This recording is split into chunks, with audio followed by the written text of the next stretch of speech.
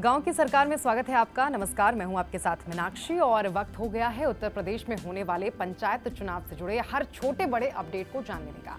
तो देखिए, उत्तर प्रदेश में होने वाले पंचायत चुनाव में ट्विस्ट पर ट्विस्ट आता जा रहा है।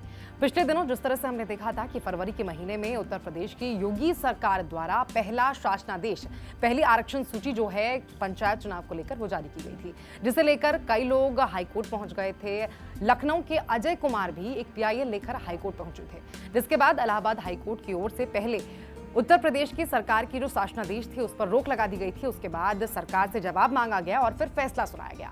हाईकोर्ट की ओर से फैसले में यह कहा गया कि जो पंचायत चुनाव की आरक्षण सूची है वो 1995 नहीं बल्कि 2015 के आधार पर ही होना चाहिए, जिसके बाद कोर्ट के आदेश को मानते हुए उत्तर प्रदेश की योगी सरकार ने 17 मार्च को एक नया शासनादेश जारी किया। इस शासनादेश में जो आरक्षण सूची है वो नए सिरे से जारी की गई और ये 2015 के आधार पर थी, जिसके बाद उत्तर प्रदेश के कई इलाकों में खुशी नजर आई तो कई लोग गमगीन नजर आए, लेकिन कई लोगों को ये रास नहीं आया और ऐसे में कई लोग इसे लेकर पहुंच गए सुप्रीम कोर्ट। ऐसे ही दिलीप कुमार इस हाईकोर्ट के इस फैसले को लेकर सुप्रीम कोर्ट पहुंच गए। उनकी ओर से ये कहा गया जो आदेश हाईकोर्ट की ओर से जारी किया गया है वो सही नहीं है और उस पर एक बार फिर से विचार किया जाना चाहिए। ऐसे में सभी को इंतजार अब हाईकोर्ट के इस फैसले का है, लेकिन इन सबके बीच एक अफवाह बाजार में उड़ गई कि सुप्रीम कोर्ट ने अपना फैसला सुना दिया है इस आरक्षण की सूची को लेकर और सुप्रीम कोर्ट की ओर से कहा गया है कि जो नई आरक्षण सूची है वो ऐसी नहीं होनी चाहिए, 2015 की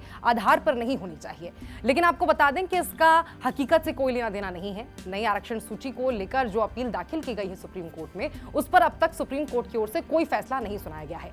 आपको बता दें कि अजय कुमार की ओर से जो अपील सुप्रीम कोर्ट में दाखिल की गई है उस पर 26 मार्च को सुप्रीम कोर्ट अपना फैसला सुनाएगी। लेकिन इस बीच क्योंकि जिस तरह से कोर्ट का चक्कर लग रहा है तो जो चुनाव की जो पूरी प्रक्रिया है उसमें भी देरी होती जा रही है। लेकिन सबके बीच आपके लिए जानना भी बेहद जरूरी है कि आखिर अब इस चुनाव में कितना और वक्त लग सकता है। तो आपको बता दें कि कोर्ट की ओर से पहले ये कहा गया था कि 30 अप्रैल तक उत्तर प्रदेश में होने वाले पंचायत चुनाव को संपन्न करा लिया जाना चाहिए, लेकिन जैसे जैसे ये कोर्ट का चक्कर लगने लगा, बार बार आरक्षण सूची हाईकोर्ट और अब सुप्रीम कोर्ट में पहुंच गई। ऐसे में काफी देरी इसमें हो सकती है और माना यह जा रहा है कि मई महीना इस चुनाव को संपन्न कराने में लग जाएगा। उधर नए आदेश में हाईकोर्ट की ओर से कहा गया है कि 25 मई तक जो पंचायत चुनाव है उत्तर प्रदेश में उसको संपन्न करा लिया जाए। इन सभी के बीच आपको बता दें कि अब सभी को इंतजार सुप्रीम कोर्ट की ओर से दिए जाने वाले आदेश का है, जिसमें ये साफ हो जाएगा कि अब जो चुनाव है पंचायत चुनाव वो 2015 के आधार पर होगी या फिर इसमें और कुछ बदलाव होना बाकी है।